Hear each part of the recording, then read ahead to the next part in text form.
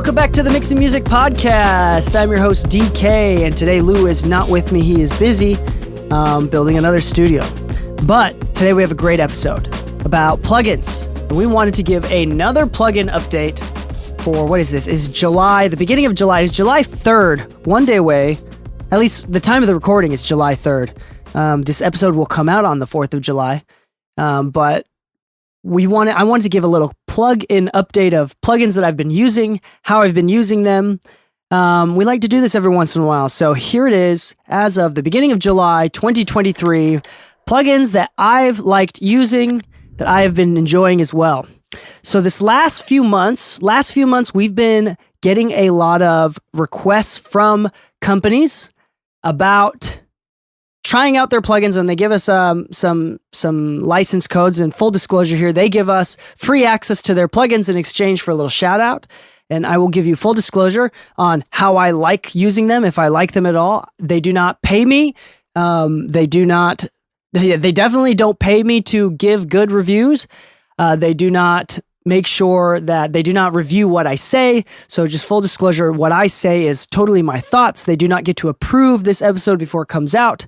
And I wanted to give a few shout outs, but as well as talk about some plugins that just totally on my own. And I first want to start off with FabFilter L2. I'm really late to the game with this one.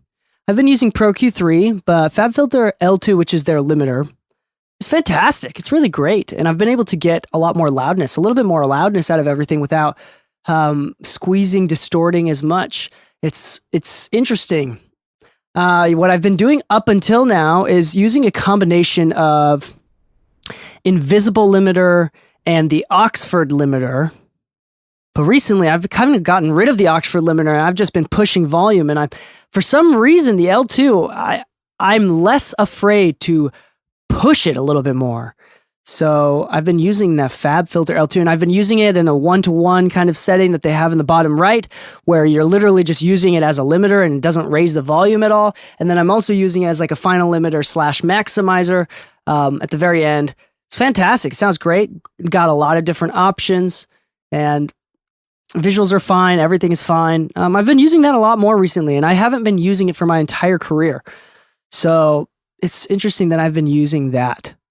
Another shout out, we've recently got, me, Lou, and Braden from Flint Mastering, right? Who's in charge of the exclusive episodes.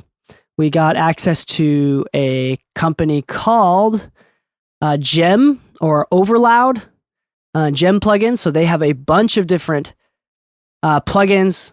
This Overloud company sent us about 5 different NFRs for different things. I just specifically want to talk about their tape desk.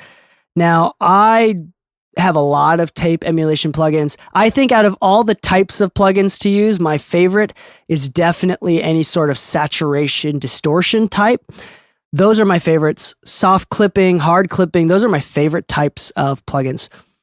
And when I use compression, it's partially to use the harmonic. So I don't really like, although I do use something super generic like an LA3A type clone plugin, which is just a it's just an LA2A but with FET, and it's typically a little bit faster attack and release. As much as I love using those for like generic compression when I don't give a crap, I love using special types of compressors for their harmonic saturation. And this Overloud company has a plugin called Gem Tape Desk, and I've been using it a lot.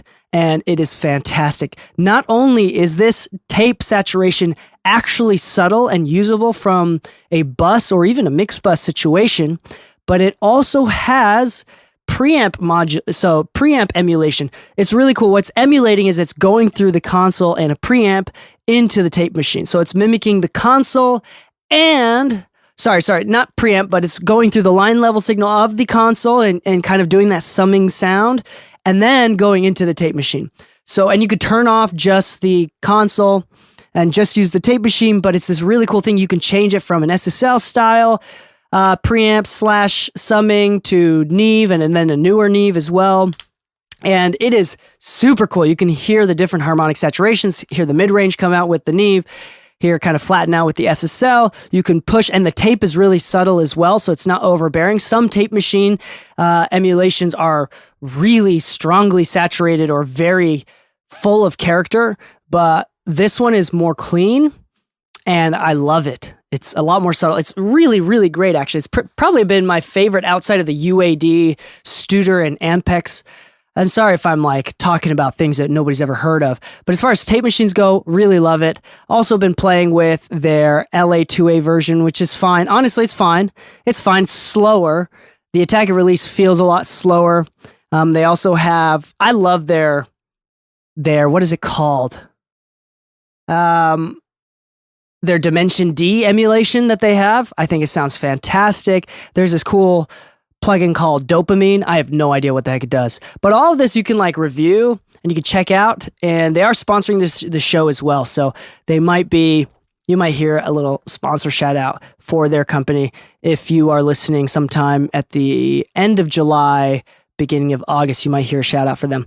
Anyway, totally cool company. They have a lot of great plugins as well, something that you could definitely check out. I've been using their gem Dimension D, which is free, if I'm not mistaken. That's a free plugin. And the Dimension D Chorus is a fantastic free plugin that you should download right now. It's great, and I use it all the time. And especially if you don't have the UAD one, this is fantastic. It's great. In fact, it's more flexible than the UAD one. So definitely worth checking out.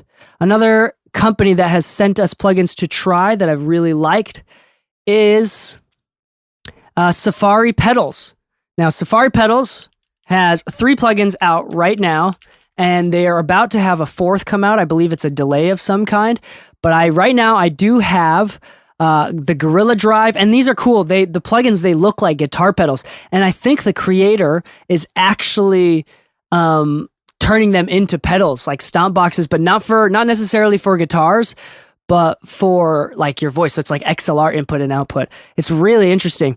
It's a mix engineer. It's an audio engineer, Noam Levenberg, who makes this. And there's 4 out right now, but the 3 that I have, Gorilla Drive, Time Machine. Time Machine is like a specific type of, it's a combination of a compressor as well as some sort of like filter. So it's got like 4 different settings, the sound of the 50s, 60s, 70s, and 80s. And it's got like different filters. So it like rolls off the low end, the top end to kind of give it this vintage tone.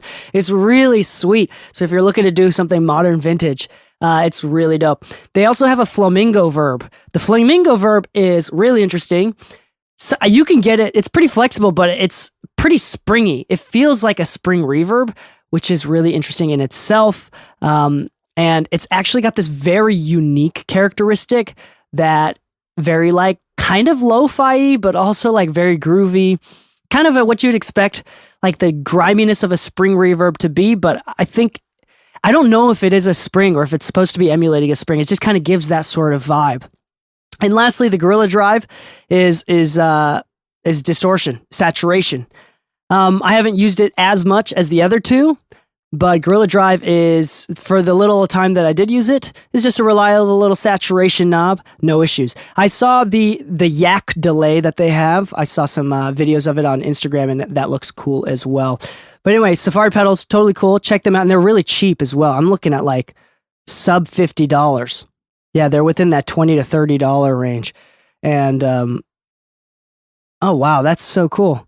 Yeah, it looks like the Gorilla Drive is actually coming out as a physical thing for like $300, $350. That's cool. So go check out the Safari plugins there. Lastly, this is my favorite plugin, and this is something that I think you should check out.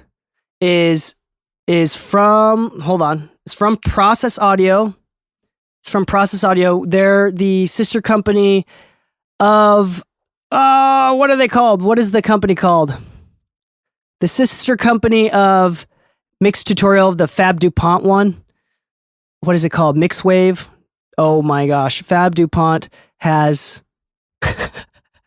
a company, like a learning company where you like compete with mixes and stuff. It's a cool little seminar thing.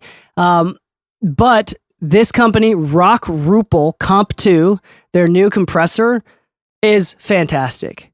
I think this one receives the gold star. When I first tried it, I didn't like it. I'm not going to lie to you. I didn't like it when I first tried it. Check it out, Rock Rupel Comp 2 by Process Audio. Now, when I first tried it, it was really farty, kind of like a classic tube compressor. I was like, oh wow, this sounds like a tube compressor, which doesn't always work. And I was like, wow, it's kind of got that low-end fart thing going on with this upper mid-range scoop with this top-end sparkle thing. And then I started pushing it and using the mix knob, but messing with the attack release. It's got the saturation circuit as well.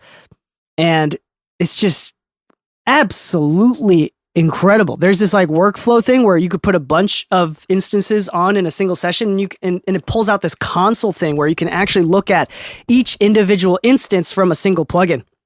So you can see what all the compressors are doing. I think it sounds really good. And in fact, I did a shootout, and on one particular song, only it was on one particular song. It was one particular song. I compared it to my actual analog tube compressor that I have. That's basically the same sort of settings, the same sort of Verimute kind of vibe. And I actually preferred this plugin on that mix. Thank you, House PJs, for reminding me. Yes, Process Audio's sister company is Pure Mix. So if you're a member of Pure Mix, I think that you get either a major discount or get access to these plugins for free. But either way, this Rock Rupel is no joke. The modern tube compressor is no joke. The visualizer is great. The attack and release settings, the threshold, the input and output. Oh man, it is fantastic. And I think this one for this episode gets my gold star of approval. I did not expect to like it. Like, I really did not like it at first.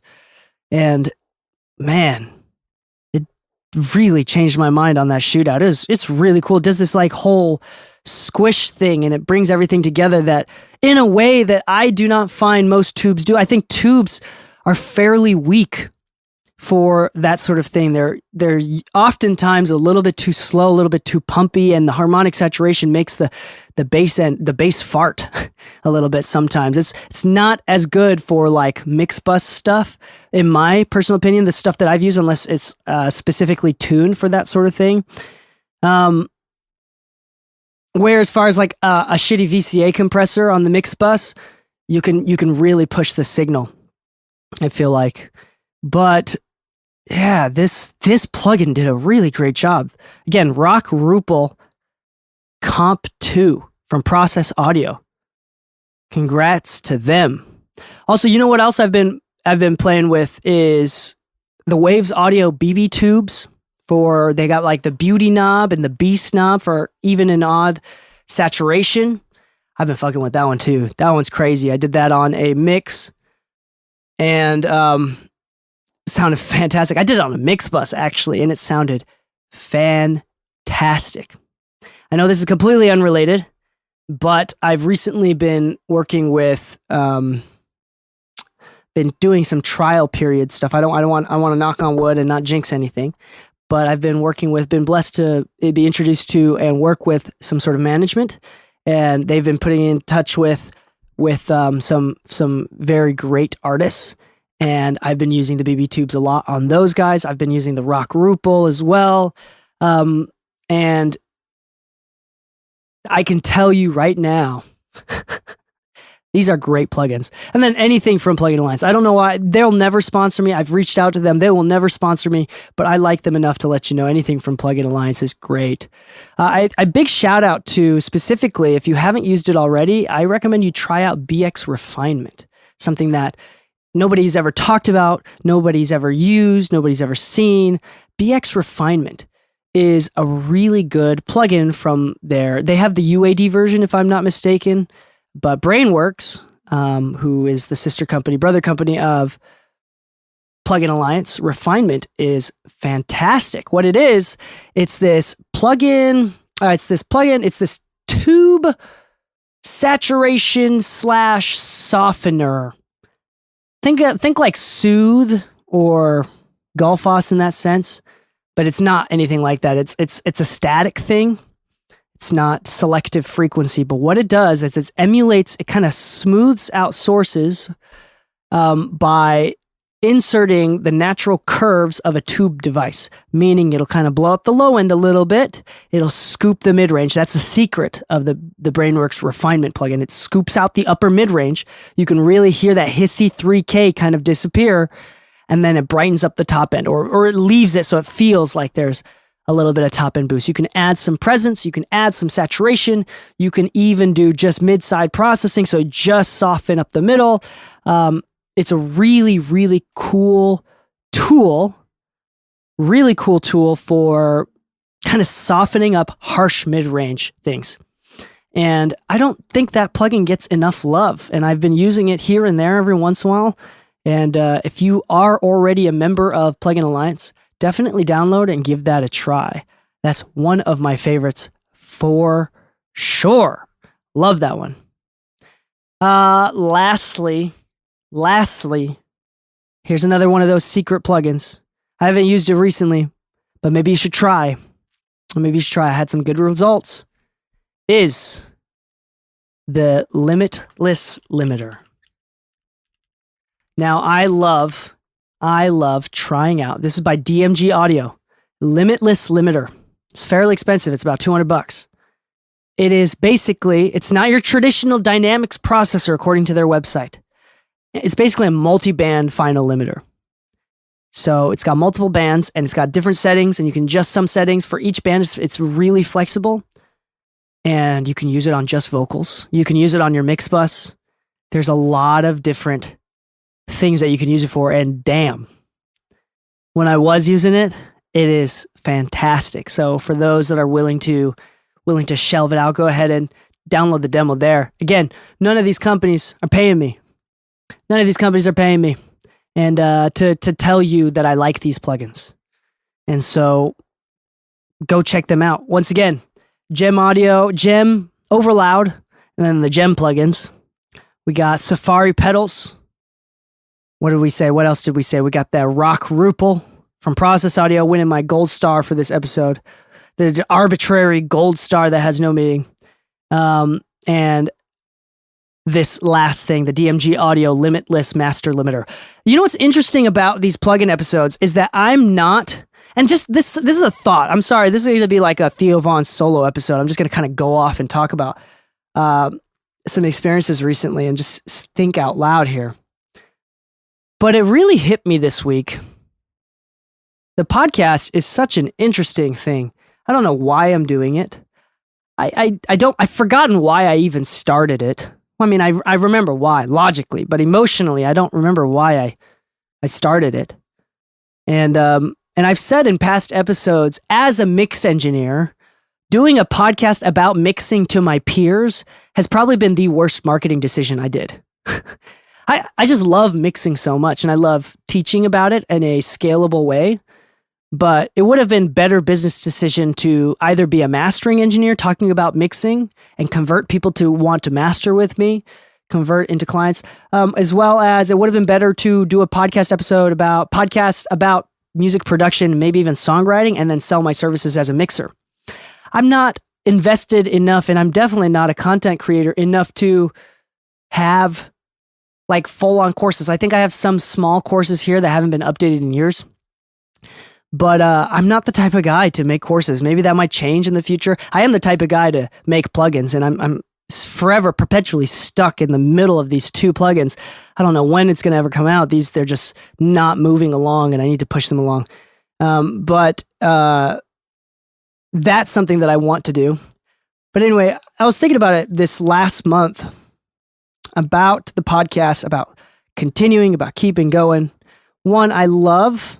It's kind of like a narcissistic thing here, but I really love being a person of influence, especially within a skill that I feel so confident about, and a skill that is, I'm hoping that shows, like part of it is I'm hoping people see the value and the importance of mixing in everyday production, even at beginner to intermediate levels. It's a very important, and it is definitely a skill.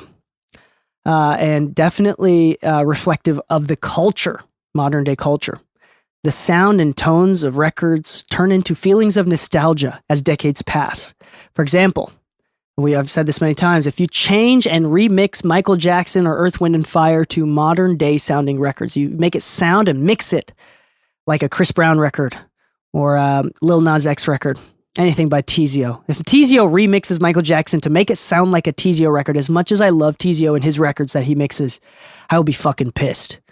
Because there's this feeling, the tone of it is nostalgic. The reason why people love vinyl, vinyl is so inferior. Have you ever listened to a vinyl record without spending a bajillion dollars to have the right preamp that colors the tone coming out of the record enough to actually be listenable? You know, the concept of a vinyl record, it's the lack of quality that comes from vinyl, the cracks, the pops, the skips, the lack of low end that comes from a vinyl record turns into nostalgia. And there's that feeling of nostalgia is irreplaceable. So I do think mixing is very relevant to cultures, and it reflects modern day cultures and priorities, what we like listening to. Hip hop for the longest, for years, for decades, there was absolutely never, ever distorting the 808s, never distorting the low end. Now that's all we do. It's fun to see things change. It's fun to keep up with everything. But anyway, coming back to this podcast thing, I'm in a really weird position, and I feel like I'm creating a new category for myself. And I've done this on accident, partially because I genuinely don't give a shit. But I want to be very clear. I and Lu even, we are not content creators.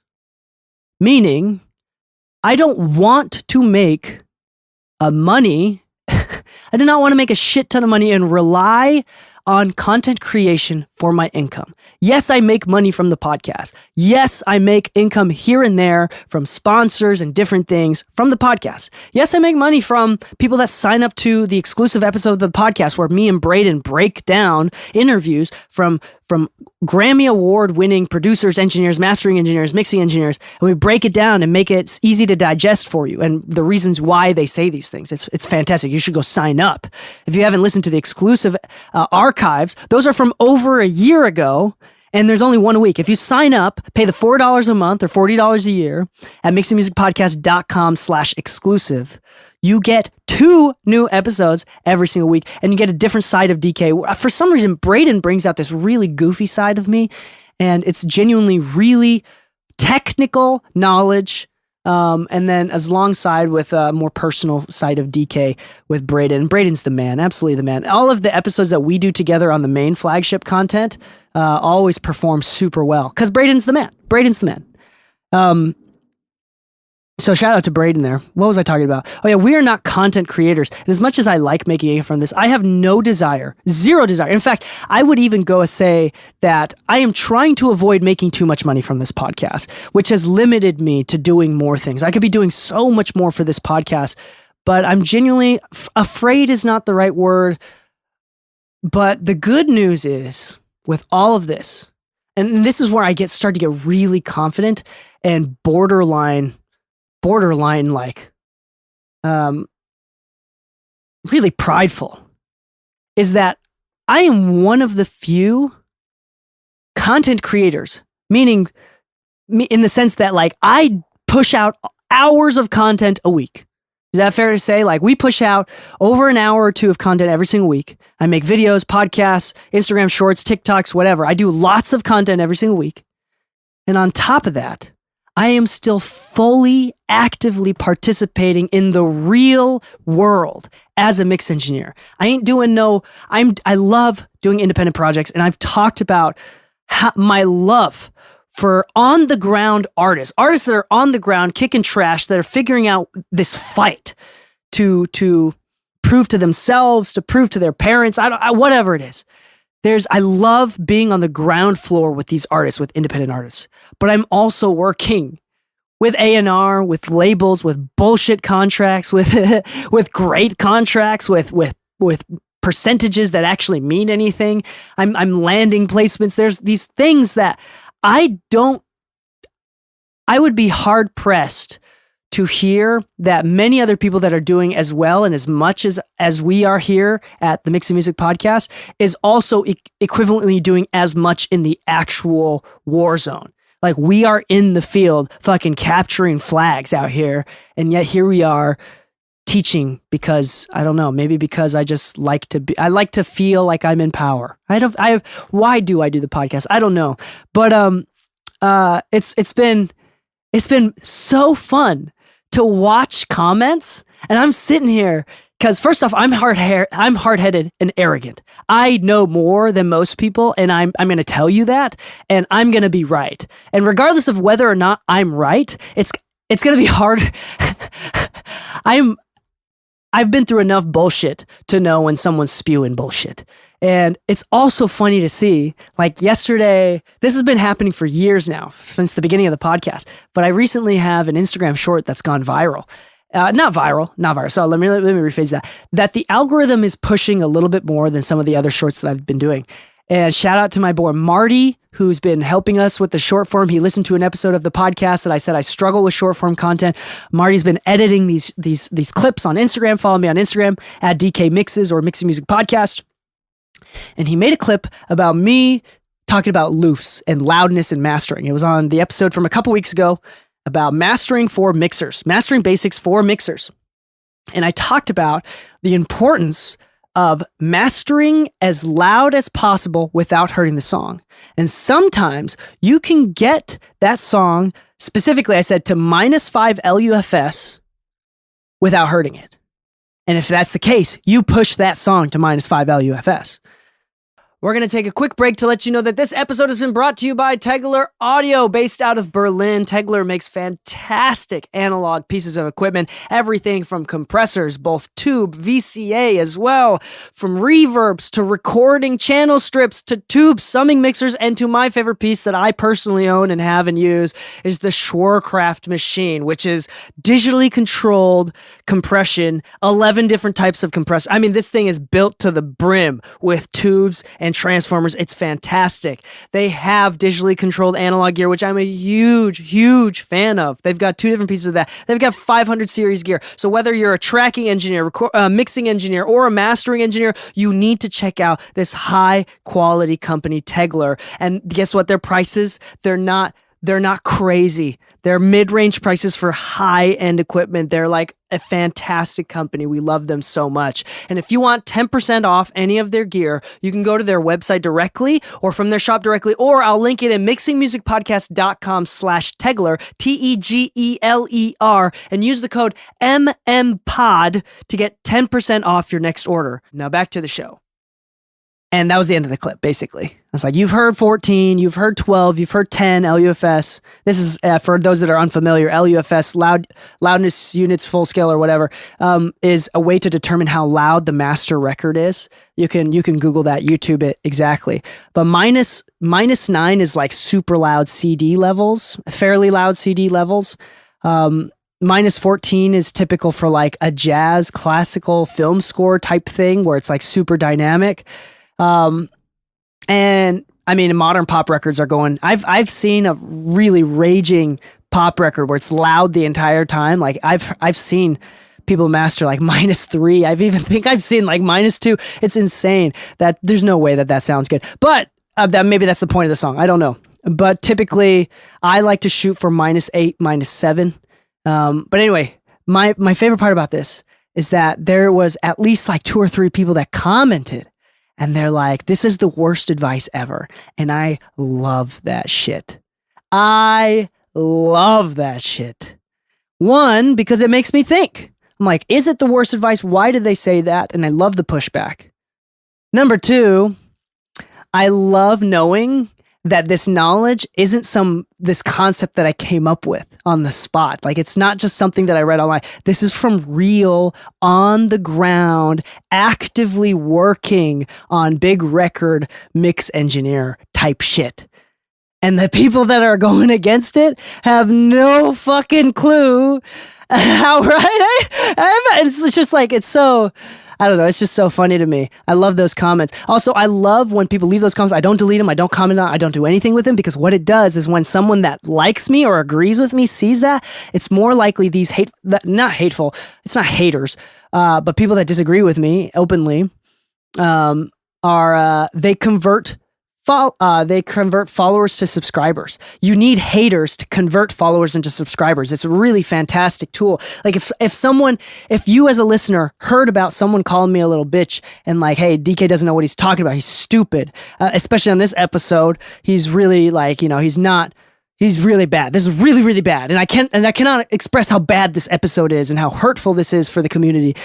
You might, as a fan of me, you might go and listen to that episode and realize, oh my gosh, the guy that was complaining has no idea what he's talking about. And I actually agree with DK, which makes me like DK more. So it turns a follower into a subscriber.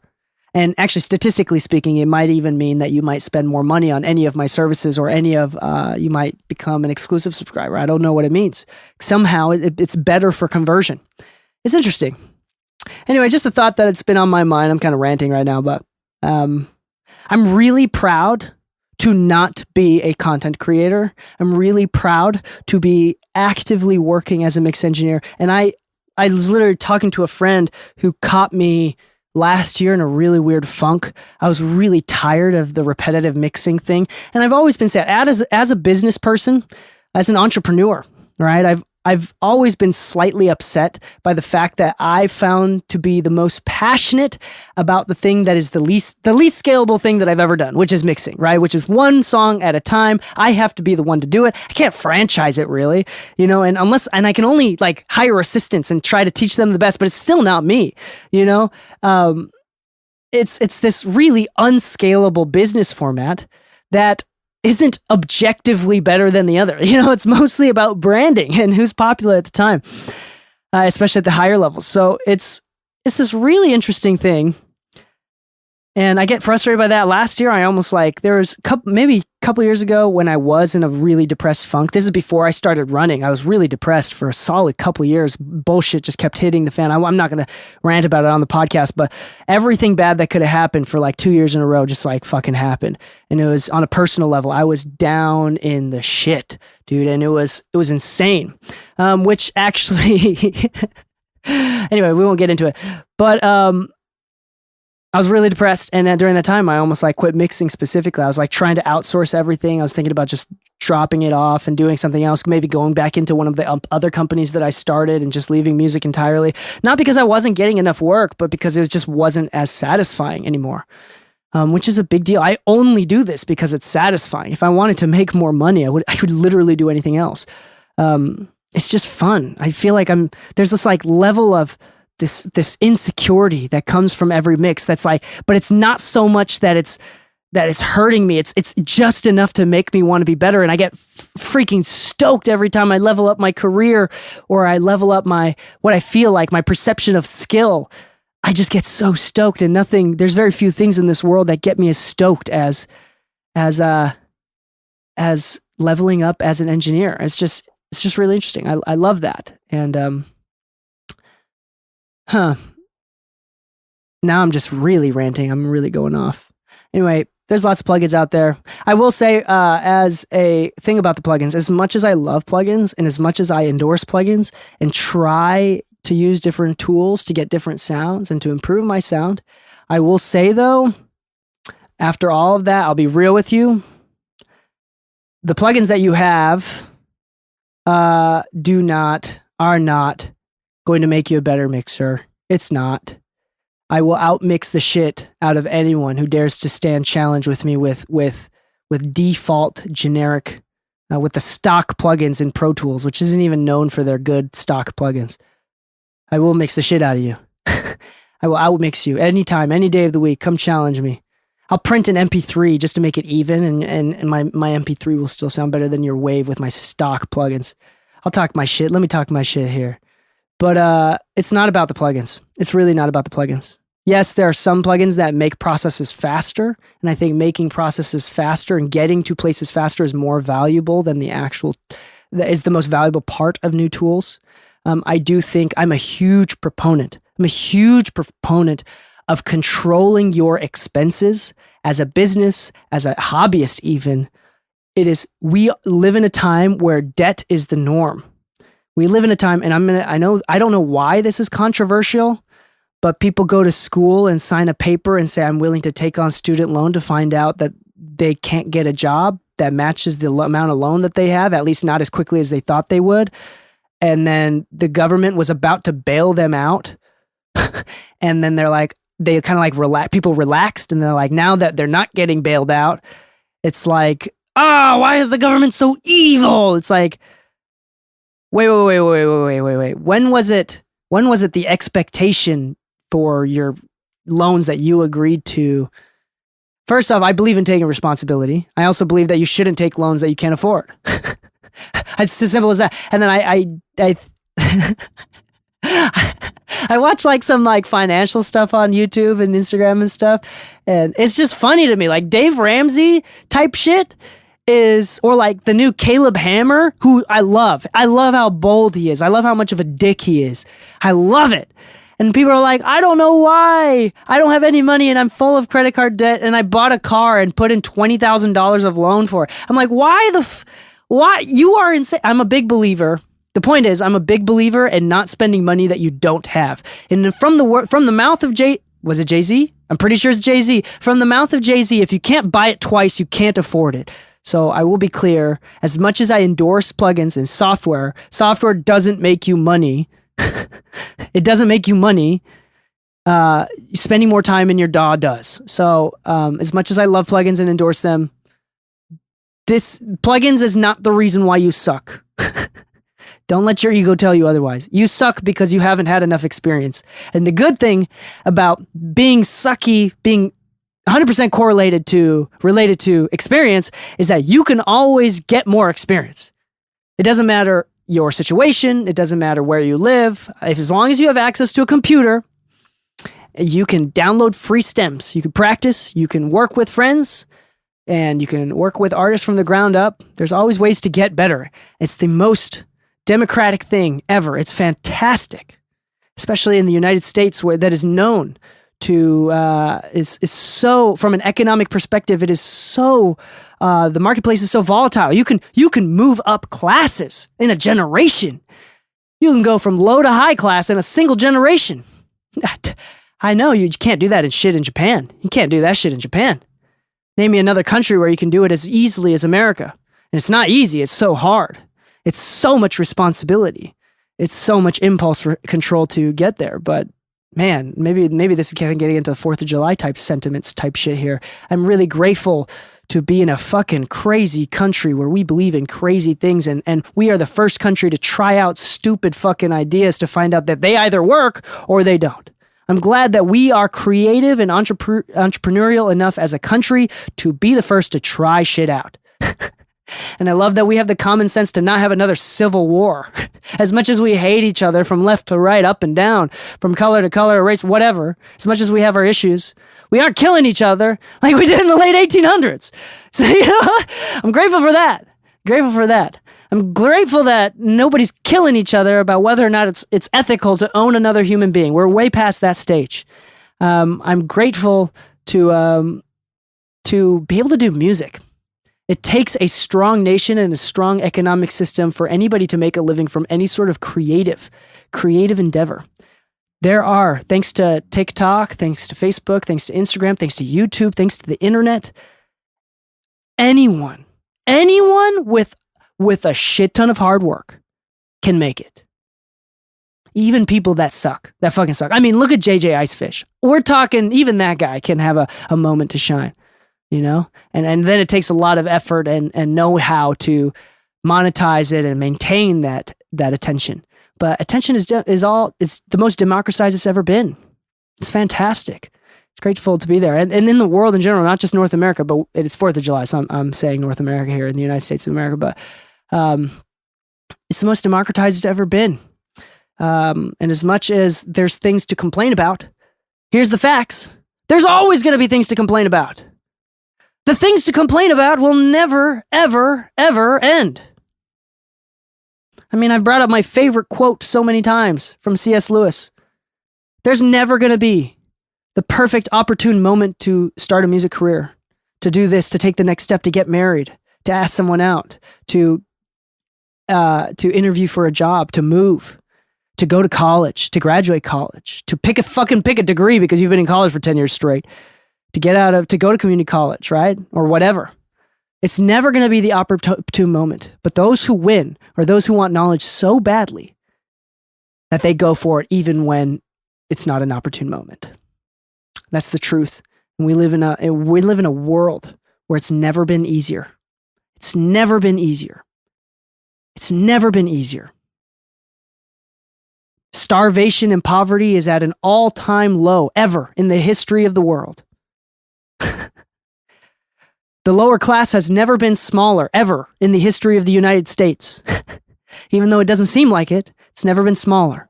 Look it up. Go look it up. Especially when you include inflation. It's crazy. With a little bit of self-control, with a lot of taking responsibility, with a lot of impulse control, and knowing what you want and being willing to sacrifice for the thing that you want can get you very far. And I really believe that. More important, isn't it better to live life believing that? Let's say it's not true. Isn't it better for that thought to be one of the thoughts that you have, that you practice willful ignorance? You have a deep hope for that. Isn't that a better way to live life? Luckily it's not true that you can't move up, that everything's stuck, that your lives are preordained and they have to be what is it called? Predetermined, that you're going to be in the low class forever, you're going to be whatever, you won't be able to whatever. Luckily we live in a time where people are smart enough to figure that out, and it's the great news is it's based on effort. And the cool news is that most people won't put in the effort. So it's not that hard. It's not that hard. Just got to work a little bit harder than everybody else. And everybody else ain't working that hard. I'm not going to lie to you. The effort, if you, it's kind of funny. It's really great. It's a great, peaceful, prosperous time full of opportunity. And don't let anybody else tell you otherwise, because there's no practical reason to believe otherwise. There's no practical reason to be guided and led down the road via fear. Fear sucks. Fear sucks. All right, let me answer some questions. This is bonus content. We've already talked about plugins here. Some bonus stuff. Yes, Lu is injured. He got poked in the eye. Scratched his cornea. Looks like he's going to have an eye patch for the next week. He's fine, though. He's fine. Luckily, he's an audio engineer and not a colorist. Ha ha ha ha ha ha. Okay. Okay, DK, here is a scenario. You are trapped on an island with an analog console and 24-track tape machine. Man, that sucks. If I'm trapped on an island, that also means I probably don't have internet. I'd probably go surfing every single day. I'd probably be way too busy looking for food and taking care of my family, assuming that my family's there with me. Probably wouldn't record music as much until I got some systems figured out. And to be honest, if I'm on an island, I'm not artistic enough. I'm not the type of person that just makes music for the sake of making music. Maybe eventually, but not right now. I mean, it turned into a job and it changes, right? I have many conversation episodes about what happens, what you sacrifice, the passion. Passion alone is not enough to make a career out of music. There's only so many years of absolute fucking poverty that you can stand on looking poverty right in the eyes using the excuse of passion. You got to do something with it. Anyway, no, I'd probably go surfing every single day. Fuck it, dude. If I'm on an island, I'm swimming with the dolphins. I'm some sort of boogie board. I'm going to be playing in that water. I'm an island boy, dude. I'm from Okinawa. I'm going to be surfing every single fucking day. I'm going to get brown too. Oof. I'm going to go back to my natural color oh man. Anyway, The plane you went down on was carrying high-end audio equipment, but no outboard gear, nice mics, monitors, and you have to create an EDM hit or the island natives will kill you. What do you do? Oh, shit! Oh, an EDM hit? Oh, man, I'm going on Splice, dog. That's what I am doing. And then I'm going to hit that L2 limiter and get that shit to -3 LUFS. Put some fart sounds in there. Heck yeah, there we go. And that's what I'm doing. This is from Andy Milanakis on Twitch. Why is AI taking over the plugin world? I keep seeing new AI stuff more and more often. AI deverb and vocal cleanup. Is that even worth a damn? Interesting. You know what's really interesting is this last NAMM, there was almost no booths about AI. And AI is a very hot topic. And I want to say that AI is also very misunderstood. As far as like, we've had algorithms that are coded to adapt to different scenarios. I don't think that deverb AI is actually AI. I think people are just using hot topic keywords for the marketing side of it. But these new algorithms and these things where it's more flexible and more adaptable, and maybe there is a level of AI that I don't understand. I'm not an expert in AI, so I don't know. I think it's fantastic. These are tools that are eventually going to make us more money in the sense as mixers, as on the field workers. It's going to make us more money because it's going to speed up our workflow. If I don't have to hire an assistant to fucking cut up this podcast episode and make clips out of it, AI can make clips out of it, which there's already websites that do that. Fantastic. If I can do AI instead of hiring someone to deverb a vocal or to clean up the vocals or whatever, that's awesome. I'm going to be able to make more money per hour. And it's also going to require the necessities to be an assistant will go up, like the requirement for an assistant. So it's going to actually push people, which means when people are pushed and they're required, higher levels are required, then what it's going to do, it's going to make the best of the best stand out. All the lazy people that aren't willing to put in the work are going to complain, while the people that aren't willing to complain, that are willing to get down and do the hard thing, are going to make more money. They're going to find greater opportunities. They're going to be given bigger chances. So if you are the type of person that is comfortable doing the hard thing, it's good news. It's good news. Most people aren't. And that's why most people think it's bad news. So that's the, don't be a little whiny bitch is kind of, that'll make you money, dude. That'll make you best. It'll make you the best. The strongest audio engineers, both men and women, both, wherever location they are. This is a quote that I heard one time. One of the key things that correlates to your income is your ability to take shit. So like if you get, the reason why you get hired and promoted as a manager at some place like JCPenney is because you're able to take on more bullshit than the person below you. You are in charge of taking on the shit. And if you can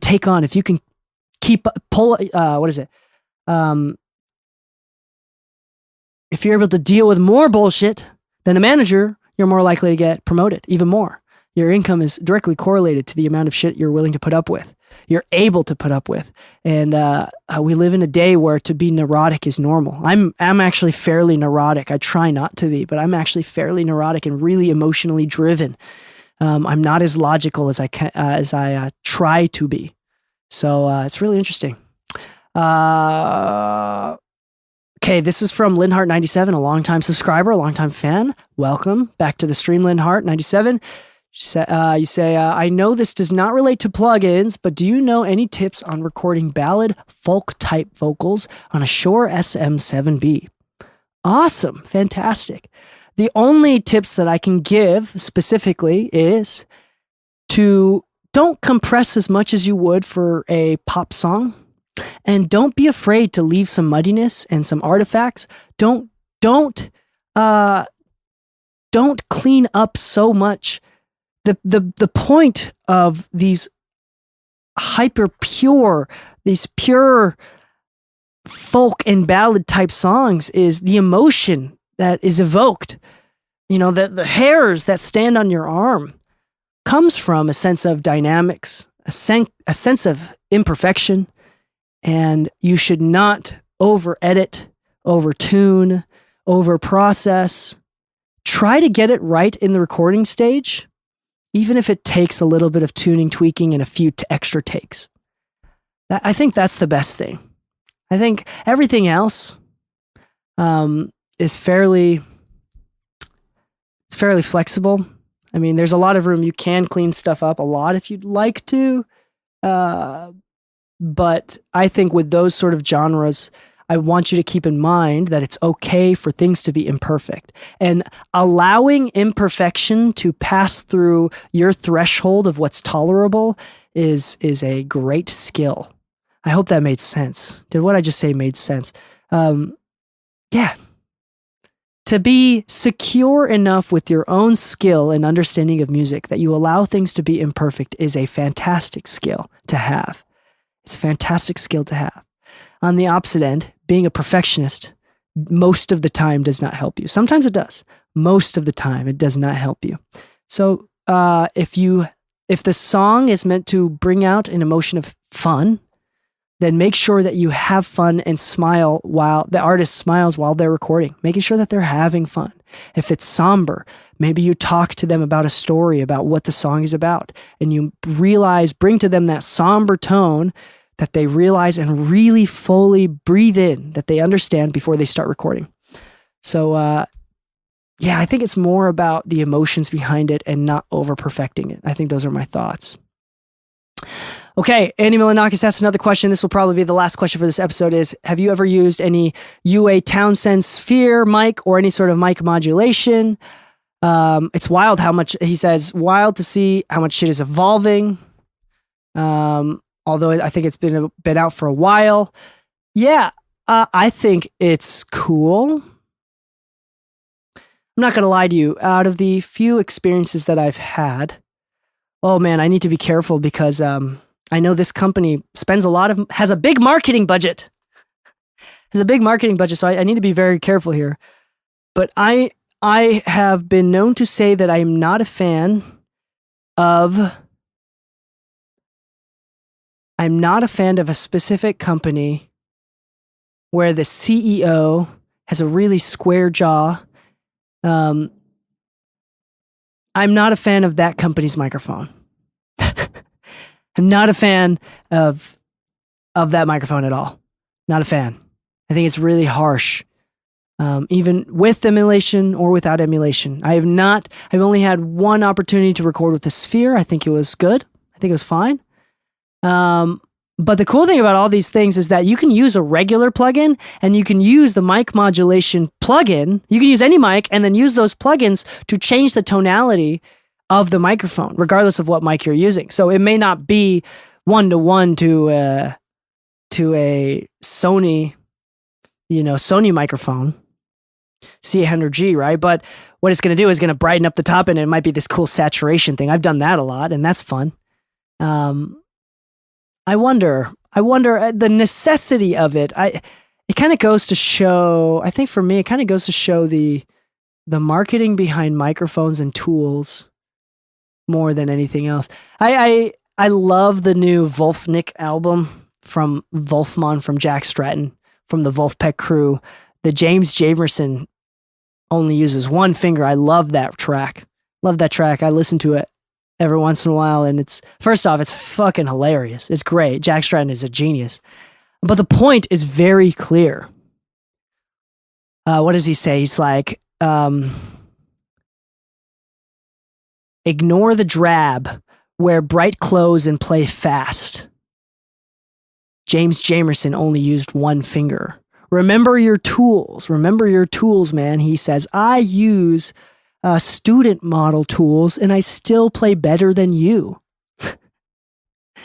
Remember your tools. What are your tools? Your tools is not a new amp, not a new bass, not a different set of strings. Your tools is your skills. You should go check it out. It's a great track. Again, James Jamerson used one finger. I love it. It's so funny. At the very end, she's like, the person that he's sitting down with, apparently, she's like, I kind of like that. And he's like, were you following any of that? And the track ends with her saying, no. And then it immediately goes into the next song. It's fantastic. Anyway, This has been a fun, personal episode of the Mixing Music Podcast. Thank you so much for listening.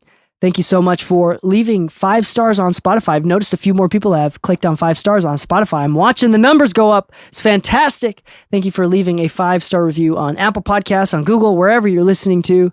Thank you so much to our sponsors. Thank you for all of our exclusive podcast subscribers. Thank you so much for our YouTube subscribers, for anybody that's participated in the podcast in any shape or form. Really grateful for you. Feel really blessed. And on that note, I'd like to say, happy mixing, my friends, and stay saucy.